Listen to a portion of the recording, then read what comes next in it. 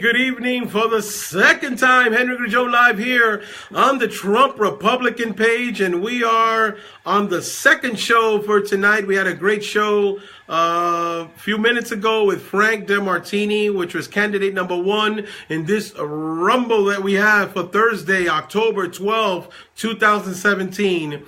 But now we are getting ready in a bit to have Edwin Duterte, who's going to be going. He's the second person on the candidate going against Frank DeMartini in a nice.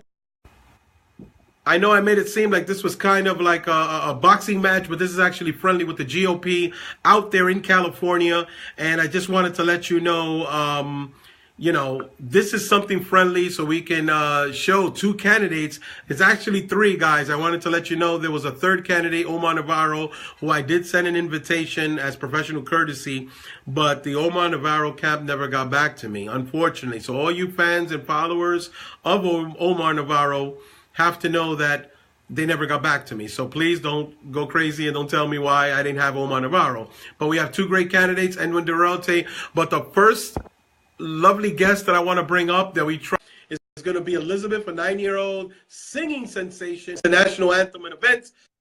Hello, Linda. How are you? We are on. Good. How are you, Henry? Elizabeth, how are you doing? Good. Good. How are you feeling? And don't feel so bad about the last time. It was just a few little mix-up. Hey, I love that shirt. Is that a shirt you have on? No, it's a jacket. A jacket. It looks beautiful. Thank you so much. Are you ready to rock and roll and to sing the national anthem so everybody can hear you? And thank you so much for being on the Henry Live Show on the Trump Republican page. Beautiful. You're welcome. Elizabeth. Can you hear me good? I can hear you good, yes. Just bear with me 1 second. Can you hear me good? Yeah. Okay, great. Whenever you're ready, sweetheart, you can take it away and sing the national anthem. Oh, say, can you see by the dawn's early light what so proudly we held at the twilight's last gleaming, whose broad stripes and bright stars through the perilous fight and the ramparts there were so gallantly streaming, and the rockets red glare, the bombs bursting in air gave That's okay.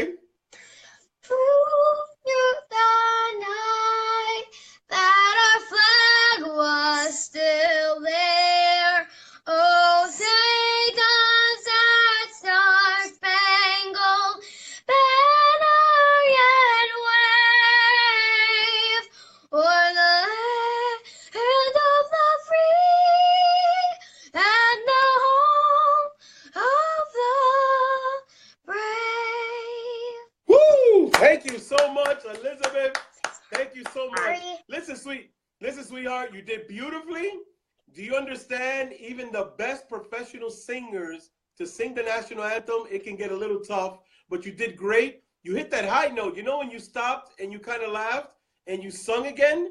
You took it and it really skied a rocket from there. Elizabeth, you did beautiful. Hold on.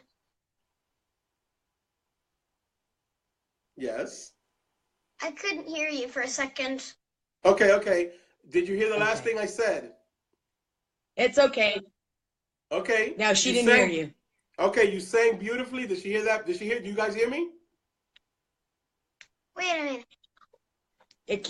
Henry, the feed keeps breaking up. That's okay, but I heard, do you hear me now? It sounds perfect. We heard the whole thing. I heard the whole thing because I'm seeing the feed, okay? Okay. Okay, so Elizabeth, focus the camera, okay. Who is that? Tell me who is that you have in your hand. Hello. Tell me the name of that. Tell Henry what your beautiful- puppy's name is. Liberty. Go ahead. This is Liberty. Nice. Awesome. I say hello, Liberty. How are you? That's beautiful. Hey, Elizabeth, how do you feel? I can't have you too long because I have another guest. How do you feel of being on tonight and singing? And I got to tell you, I don't like to get you nervous, but there's a lot of people watching you right now across the United States. Say, we did good. We'll do good next time. We did good. We'll do good next time. Listen, My I'm gonna bring voice you back kind of on. cracked. That's okay. Listen, it's okay. Listen, you did beautifully. You sang from your heart. You do have a talent. And I had a cold for the last week. So if you have a cold, sometimes it's a little bit hard. But Elizabeth, you are God sent. God bless you and your family. One more thing I don't want to forget. God bless your father. I want to salute him because he's a veteran. And he is a veteran for the United States of America. And he's given his life. And the whole family, you guys deserve a salute, and I salute you and the family. That puppy's beautiful. Elizabeth, I'll bring you back on soon in the near future, and we're going to be doing this again. What do you think about that? Thank you. Sounds good? Thank you, Listen, Henry. you're welcome. One more thing. Bye. I'm not going to let you go yet. One last thing. If President Trump was to see this, tell him a message. What would you like him to see if he sees this, by some miracle, he sees this message? Wait a minute. I didn't hear what you just said. If President Trump sees this message, what would you like to say to him? What do you want to say to President Trump? Quick. Would you like to sing for him? You can say that. Thank you. Yeah, I would love to sing for you. I would really like to sing for Donald Trump at the White House. No problem. So we cross our fingers. We pray to God that this would happen. Elizabeth, thank you so much for taking time. Linda, thank you so much. God bless you and your family for being a veteran family. You guys have given so much to this country and the sacrifices. And God bless you, your husband, who is a veteran. And Elizabeth, keep singing because you have a beautiful voice and you're talented, okay? Okay. Thank you. Thank you, so Henry. much. God bless. Bye-bye. Thank you so much. Bye-bye. Thank you. Well, that was Elizabeth. You saw how hard it was for her. And I know everybody was applauding her and giving her the inspiration. She will be back on in the near future. She has sung in events, and it's not easy, guys. And she's had a little cold recently, so we do know that. But without further ado, let's bring our next invited guest, who is the person who's going to be speaking as the second candidate for the 43rd District. Hey, Edwin, how are you? Thank you for joining me. Good. Did you see the I'm performance doing great. of young Elizabeth? Your sound quality went down, so I don't know if your microphone. Can you hear me? I can hear you. You can hear me? Okay, I can hear you now. How did you feel about Elizabeth singing? And she had a little cold, but she was singing. How did you feel about her? Oh, she's great. She's great. I'm 48 years old and I can't sing. So the fact that she's 9 years old and she's singing her heart out, that's awesome. That's awesome. So hey, I hate to tell you, but like I've told other people, there's a challenge going around, and it's called Singing the National Anthem Challenge. And it hasn't been done to me yet, but get ready. If they do it to me, I'm going to do it to you. So you better start. You're going to sing that in the future on live.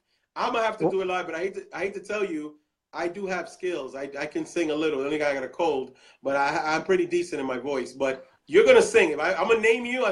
I named this challenge Edwin Duterte, and I'm going to name Frank DeMartini, and it's going to be a call. Yeah. But it'll be a call. Give those hearts. Give those hearts, and give those like signs, and let's keep pushing it, and maybe it might happen in February, May, June. No, it doesn't work like that. It does not work like that. If I challenge you, you better do it in the next couple of weeks. If I challenge you, I haven't been challenged yet, but it's for a good cause. You know how they did the ice bucket challenge? I might do that with you. Okay.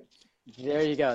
Well, let's make it happen, and let's have a great time with it. Oh, but I want to say, thank you for putting this together, and thanks to Frank. He did an awesome job, and that just goes to show that we have awesome candidates. The GOP is back on its way, and we have the red tide coming. So Maxine, as well as all the other candidates on the left, they better watch out because we're coming for them.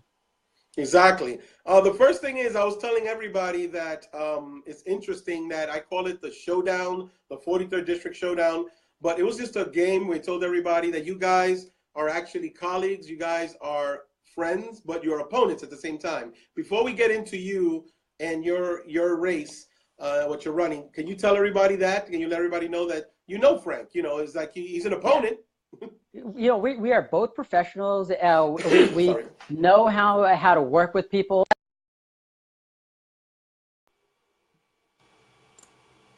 Okay, ladies and gentlemen, we kind of lost Edwin for a moment. That's okay. I will try to bring him back up. Edwin, if you see the message again, try to say hi again, and I will bring you back up. Henry Grijon live here off the Trump Republican page, here with two great candidates that were on. And at this point, we had Frank DeMartini, he was on, and great guy. And basically, let me see if I can bring Edwin back up. It happens with Facebook. Don't you just love it with Facebook? But we do. Hey, Edwin, it's okay. It's happening. I'm back. All right. I'm back.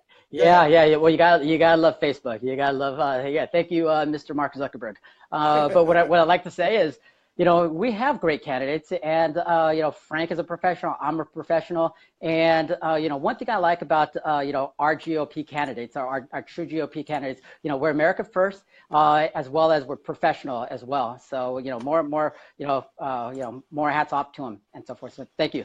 Okay. I mean, that's good, and we want to show unity, and we want to show a friendly, competitive opponent, and you guys have respect for each other, but at the same time, let everybody know that you guys are gunning for that primary. So at the same time, you two are opponents, right? Oh yeah. Good. Right. So let's get into it. Tell me about your cultural background, because a lot of people are probably looking and saying, what is he? Go ahead, take it over. Yeah, what am I? Am I Hispanic? Am I Asian? Am I, what am I? My family cultural background is Filipino. My father came from the Philippines. He immigrated in 1968, and he did everything right. He applied for a visa. He got a professional visa. He came to America. Within a few years, he got his citizenship. And in 1975, he petitioned for our family members to come down to America. Unfortunately, because of regulations and quotas and all that, my family didn't get into the United States until 1987.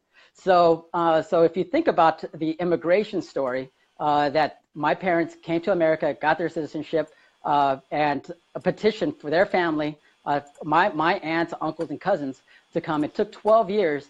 But they did the right thing, and they filled out all the paperwork. They wanted to make sure that everything was all supportive. So my cultural background is Filipino American, and here's something of historical importance. Historical importance. I will be the first American born by Filipino immigrant parents into Congress. So there's a lot of historical importance. Not only will we defeat one of the most vicious leftists in Congress, but culturally, the Asians and the Filipinos specifically are looking towards this race. So we're going to see a lot of support from different minority groups in this district. Awesome. Tell me about your professional background, your past, what you've done professionally that that's unique, that can show that you can be a person to run for this office. Yeah, well, my background, let's go back, when I first, my first year in college. My first year in college, I got my real estate degree. I majored in real estate management, and got my real estate license in '89. Got my broker's license in '91. After I got out of college, I helped my father with his brokerage, and in '91. I helped open up a mortgage banking division of his office. So we went from mortgage brokers to bankers, and and we did great. Coming from an immigrant family, we lived the American dream. I remember when I was growing up in San Francisco and San Jose, we were eating oatmeal, and really oatmeal and rice, and I remember that. And then once we started making money in real estate, it was a great thing. However, in the mid 90s, we went through a recession, and unfortunately, our family business, we had to lay a whole bunch of people off. So I decided to move down to Southern California, and I started working at banks because my idea was, I'm gonna still do real estate, but in banks. And if banks fail, then we have problems with this country. Who would have thought that in 2008 the economy would fail and my cush job at various institutions was over. So in 2008 I recreated my career and I started a movement called Pink Sip Mixers. And Pink Sip Mixers, what that initiative and organization was about was to connect mid to upper level professionals to stay in the game, even though we were losing hundreds of thousands of jobs every week. The whole idea with pinksipmixers.com was to motivate and keep sharpening people's skills, because I as a private citizen I couldn't create jobs, but what I figured is I would help people get motivated and to keep sharpening up their skills. And I did that for several years. And in fact, KNX radio in Los Angeles, as well as KTLA, they nominated me for separate awards because of my community service. And in 2010, actually, I started a PR and social media firm, I worked with different multimedia journalists just like yourself to help out some of my clients, get on TV, get on the radio, get on print to promote their jobs. And in 2014, I became Dr. Annette Tejero, her political director, and then eventually her campaign manager for her run in Congress. And Dr. Tejero really, motivated me and enlightened me on the political process and all the different things in the political system that we need to change and improve. So there I am. Since then I've looked at the economy and I looked at our country, and I decided, I think based on my experience, based on my skills, based on the people that I've met in the last few years, that I really can do something to improve our country, not only just on a community member activist side, but as an elected official. Okay. Let me ask you, because I've been one who has been pretty much critical and strong with a lot of congressional candidates who I have actually interviewed or worked with. And we're going to focus today on the 43rd District. We call it a 43rd District Showdown. First issue, key issues. Tell me about key issues in the 43rd District, and what would Edwin do, and why are you the best candidate to present yourself as the best candidate? Tell me why. Yeah. Well, if you look at the 43rd District, we have a district that shows a whole bunch of diversity, not only in the culturalism, not only in citizen status, but we also have a diversity in income levels. In some parts of the south part of our district, it's very wealthy. And then as you move up into the urban areas, into Inglewood, you see a lot more challenging economic citizens. You'll see people living on the street. You'll see actual tent cities closer to the freeways and on the major streets. That's a big problem. So what I propose is, I would like to see more private to public initiatives to boost up the skills within our workforce. I want to see the private sector fund or help initially fund some of our educational system, whether that educational system is on the K to 12, or whether it's on the junior college or the 4-year, or even some of the alternatives such as online schools, or even more alternative are the hackathons. So I would like to see them step up and teach our workforce some skills. That way we could look at higher paying jobs. We could look at more sustainable careers, and we don't have to worry about the minimum wage, because if you concentrate on minimum wage, like my opponent Maxine Waters, you're going to get minimum wage standards and minimum life standards. Look at what's going on in the street. The stuff that she's promoted, in Congress is it has nothing to do with fixing our streets, fixing the crime, fixing people's lives on the streets. And I want to offer that. And if you look at Maxine Waters' career, over the 27, 28 years of her being in Congress, she's only authored maybe over 400 bills by herself. And out of those 400, she's only passed 3. One of those bills was to name a post office out of after her friend. So you tell me how naming a post office helps out the guy on the street. You tell me how that naming of the post office helps out a child.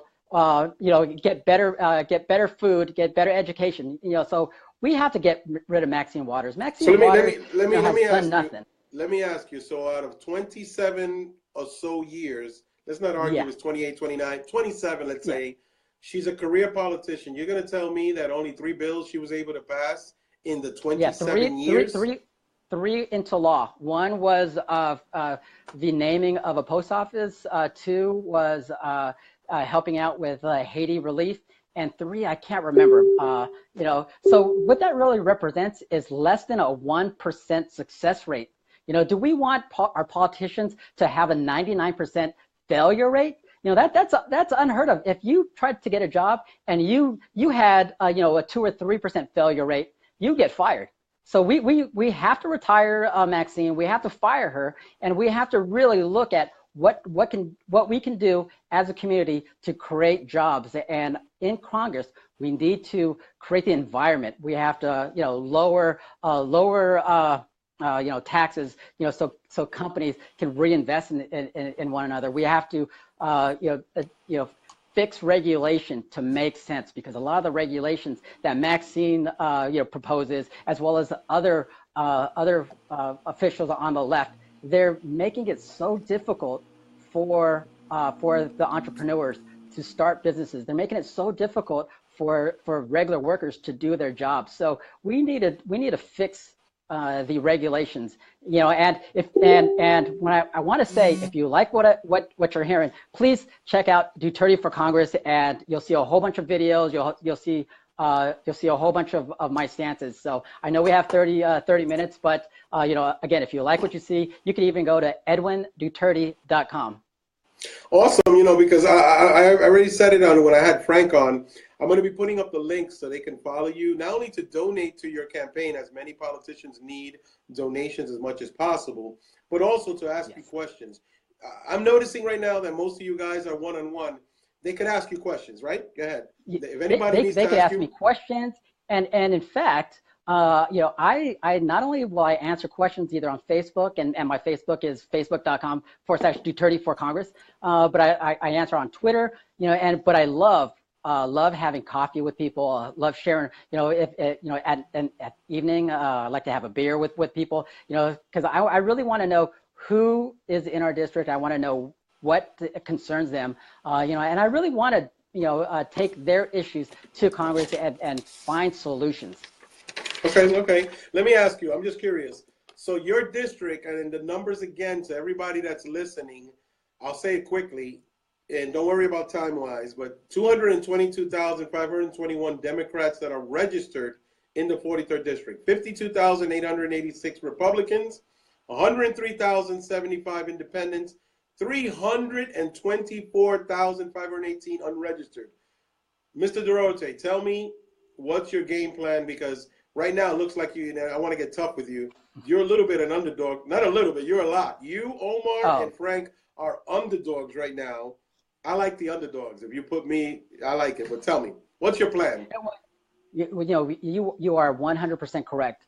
Our district is 20% conservative and 80% liberal. So we have, for every one conservative, we have 4 against us. So we need to find out something to include and find issues that we both agree on, because at the end of the day, we are going to be legislators for the people. We are the people. So we need to focus on we the people, on the local issues that concern people in the 43rd district. So in terms of my race, my race is going to be very expensive. Frank and Omar and we all know that this race is probably going to be one of the most expensive races in U.S. history if we get things done. So what we need to do is we need to, ask for support from the community. We need to ask, $5 or $6 from every one of your viewers. We need all your supporters, all your viewers on the Trump Republicans to share our content. Find out, who we are, whether it's me, whether it's Frank, whether it's Omar, find out what candidate you like and share it, because we need to weaken Maxine, because as we weaken Maxine, the other 80%, will look at alternatives, and we need to promote we are the right alternative, for them. And interesting enough, if you look at the minority base in the 43rd district, they live very conservative lives in the sense that they save money, that they that they work hard, and they spend appropriately. But for some reason they look towards the left, the liberal side of things because of identity politics. And I hope to change that. But if we're gonna fight, if we're gonna fight on identity politics, the district is about almost 50% Latino, but in that Latino breakdown, I would say about a quarter of that are Filipinos. And on the Asian side, we have about between 12 and 18% Asians. So the Asians, unfortunately, Asians and Filipinos and Hispanics, they identify with or they register as Democrat. However, again, they live a lot of conservative lives. So I'll have crossover, with the Asian community and especially the Filipino community. They will see the historical importance of my race. So I will have crossover. In fact, I will be doing a lot of interesting, fun activities like picnics, like evening events that will be inclusive of not only Hispanics, Asians, Filipinos, African Americans, blacks, but I'll have many inclusive events, and that's what's really going to shine. People in the district are going to know who I am, not only by shaking hands, but I'm going to see them eye to eye, and I'm going to talk to them, and I will, make them understand I'm going to take your issues and I'm going to bring that to Congress, and I'm going to fight for you. And I doubt you ever see Maxine fight for people. What she'll do is she'll have these controlled town halls, and she'll spew hate. In fact, she will never offer any solution. She'll just keep pounding on President Trump, pounding on the right. And and what I will do is I will find issues that we all can agree on. And I believe jobs and increasing skills, that's an issue that both the left and the right can agree on, because we're politicians. We need to find ways to make government work. Congress has been ineffective for the last 2-3 decades. We need to find a way to work together, and I think I'm the right person to build unity. Okay, give me a second. So right now you're on a roll. I like that. I can't field so many questions that I'm getting, but one came to mind. So I apologize to the audience. You keep seeing me shift my eyes over because a little bit to the left I see the questions. One of them is, it's a strange question, that why are you concentrating on local issues, which is a little strange because I did say in the beginning from the program that we want to focus on the 43rd district. Let's jump on this, Edwin. I am. Yeah. Okay. So let me ask. Go ahead. Oh, go ahead. Go ahead. Okay. So let me answer that. Local. Everything is local. Local. Small business is local. We need to find ways to promote local. The ideas, the environments that I want to improve. If we can make it local in the 43rd district, guess what? We can also use those, transfer those ideas into areas like Las Vegas, like Boston, like New Hampshire.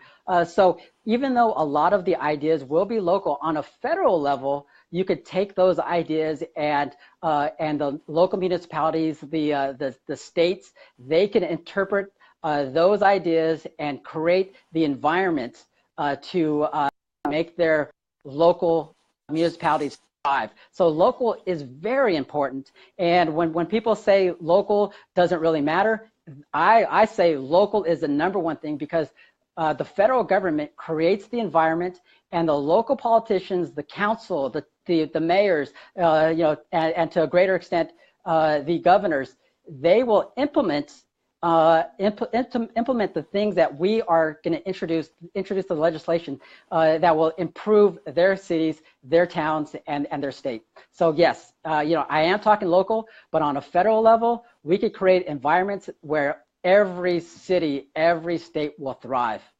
So thanks for that question. Yeah, let me ask you.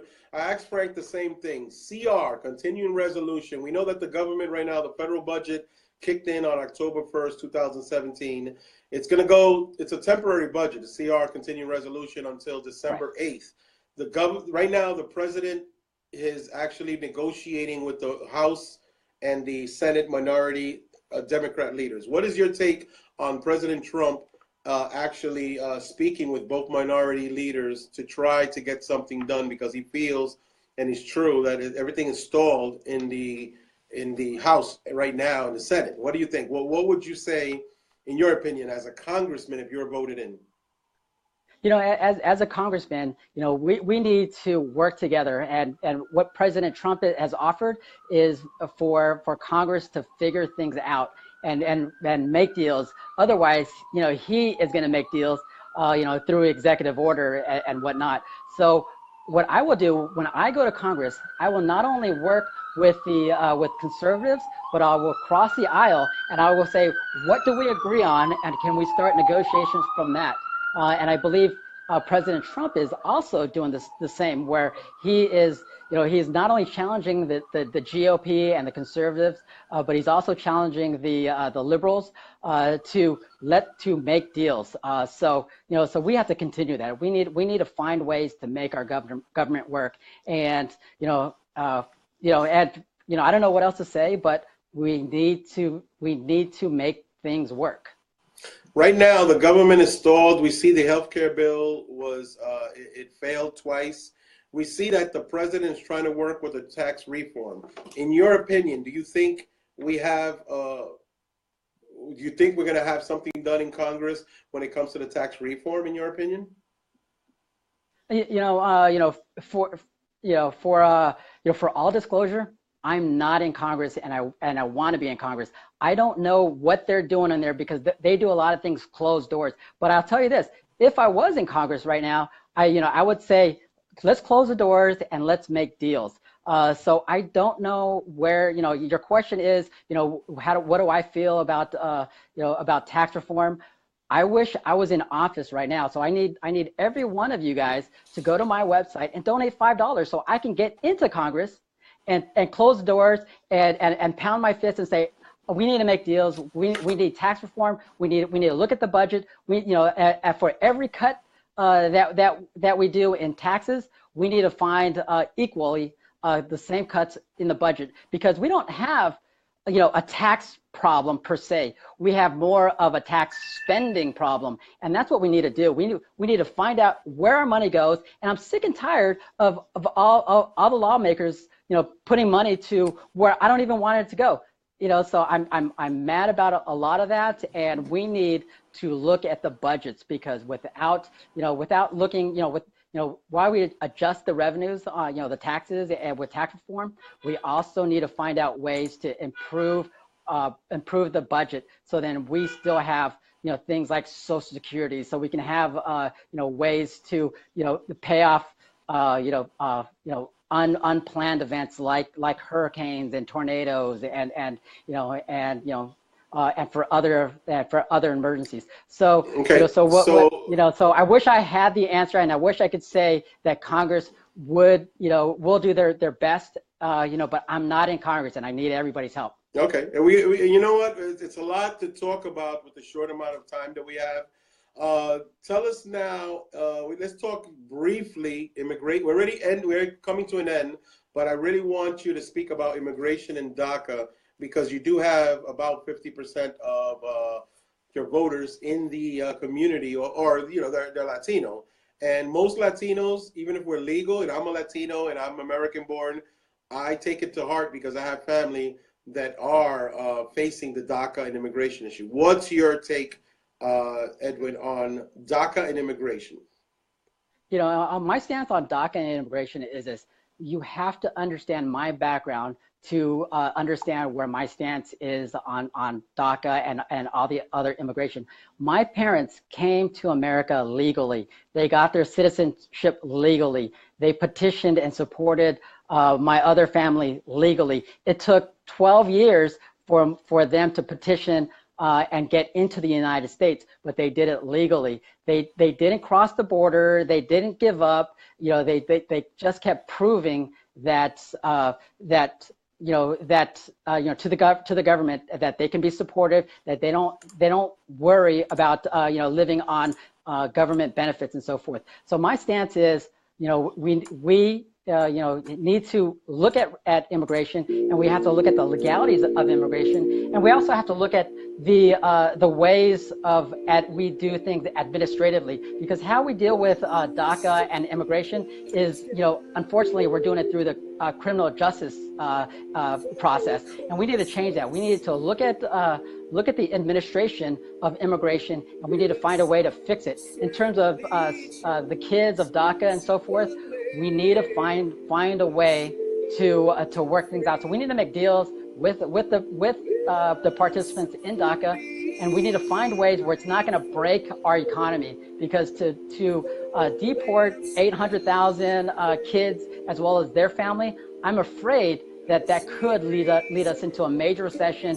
if not a depression. So I would love to entertain, and in fact, in the next few weeks, I'll be talking to several influencers in the immigration world, and I want to get their ideas, and let's straighten out their issues, because this isn't a problem that came overnight. This problem came and happened over many years.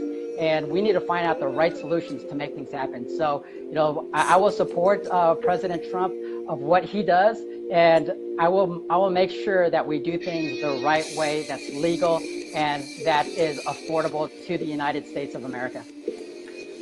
So actually, we got our audience that are pretty strong. There's a lot of questions.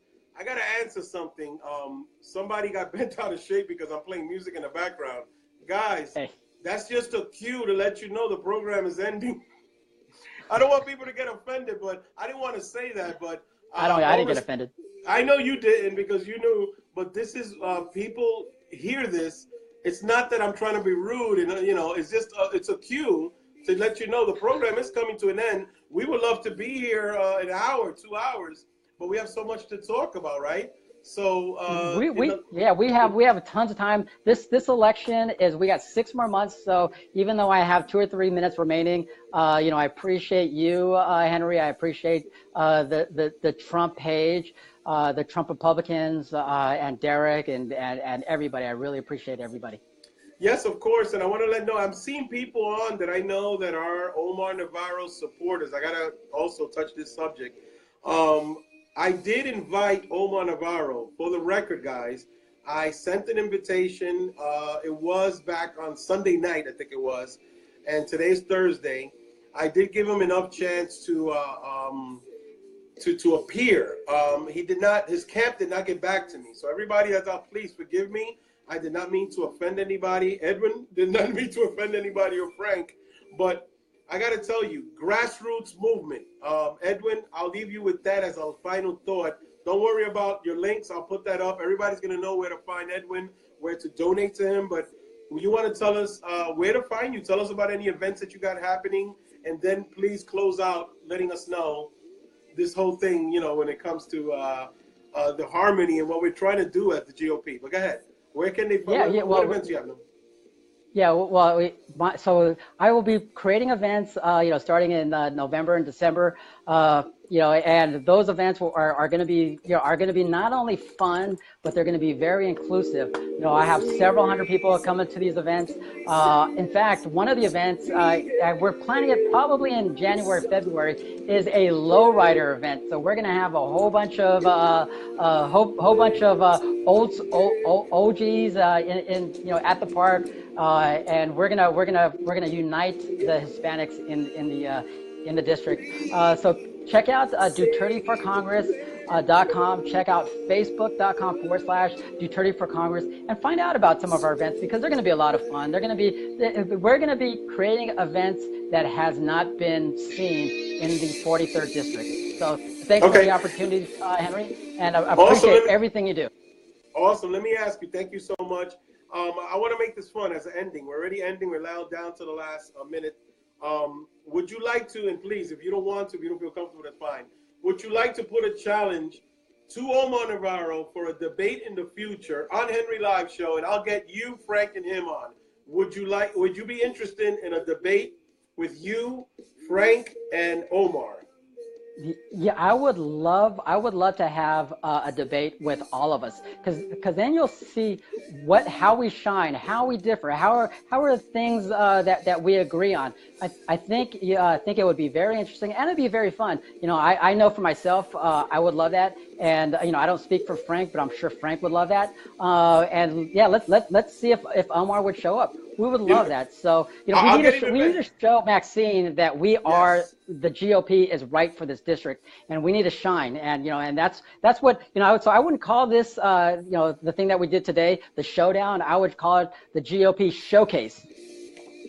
Okay, we switched it. It's a showcase. Maybe the next show will be the 43rd district showcase. Now let me tell you, I might surprise people. Imagine I fly out to California and we get a nice venue, we get a nice place, and we actually have this a debate, and you, Omar, and Frank will be on a stage with people there. Hopefully everybody doesn't throw tomatoes, and people out there, we get questions. And you know what? I'm a grassroots guy, and I want to make sure people know out there that it's a grassroots movement.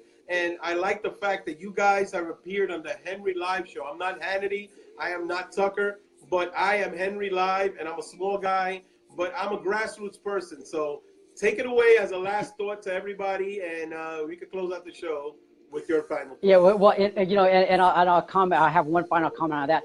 So I would love to see not only you come down to California, but I would love to see all of the supporters, whether you support me, Edwin Duterte, for Congress, or if you invite Omar Navarro or Frank DeMartini. If you're from all over the country, we would love to invite you guys and host a special debate. And so thank you. If you like what I said, if you like what my vision is, please go to edwinduterte.com or duterteforcongress.com, or please check out facebook.com/Duterte for Congress. Thanks for the opportunity. I really appreciate what you do. Thank your audience, and let's shine. Let's tell. Let's this be a message to our community that the GOP is back and we're taking over California. The red tide is back. Awesome. Thank you so much, Edwin Duterte, running on the 43rd district. Thank you so much. Till the next time, and God bless. Okay, guys? Take it easy. Bye-bye. Okay, guys, I did go over a few minutes. You know how it is in show business, and how in the news business, you cannot go over a certain minute, so I hope my superiors won't kill me, but we did take a few minutes, and thank you so much. We did have the young Elizabeth who sung beautifully. That was beautiful. Thank you so much for everybody that's joined Henry Goujon Live here on the Trump Republican page. Again, my apologies to all those out there that were a little bit upset of not seeing the third candidate. I'll try to see. I'll invite them. We're going to make this interesting. You never know. I might fly out to California from New York City, and we might get we need a debate going. We're a grassroots movement, and we need to get down to what it is. The grassroots movement is, as you've seen the Tea Party, you've seen what happened in the United States, guys. In 2010, the Republicans took the House. In 2014, they took the Senate. In 2016, they took the presidency. And now the 2018 midterm elections, it's going to be incredible. Everything's riding on the 2018 midterm elections. Those are your two candidates right there that you heard. They gave an opportunity to a small guy like myself. I am a registered journalist, and I'm here registered in New York City as one of the few conservative journalists. But thank you, everybody that has joined me. God bless you, and stay tuned. I'm going to try to do maybe weekly programs here on the Trump Republican page, and to give up updated news. And I will be having more candidates. I have a lot of candidates more to come, a lot of them from California. But there's a lot of candidates that are here to interview. So you guys can see straight what these candidates are about. I already had a lot of them on first time on other pages. You'll see them again, and we're planning that. And final thought, my final thought is, thank you to the Trump Republican page for this platform. It's a conservative news media, and we're here to show you that the mainstream media is not the only way to go. Thank you to Bobby Lawrence, who's running for candidacy as a candidate in U.S. Senate in Pennsylvania. I have future Congress candidates coming on. Ron Baslin, a shout out to you. Jeff Borum, I'm going to have him on soon. Asia Smith, also all from California. Dr. Shiva, who's running in Massachusetts against Elizabeth Warren, who thinks she's an Indian, but this guy is an actual Indian, he says, in his last rally. I'm going to see if I can get him on. Miss Spalding, also in Florida.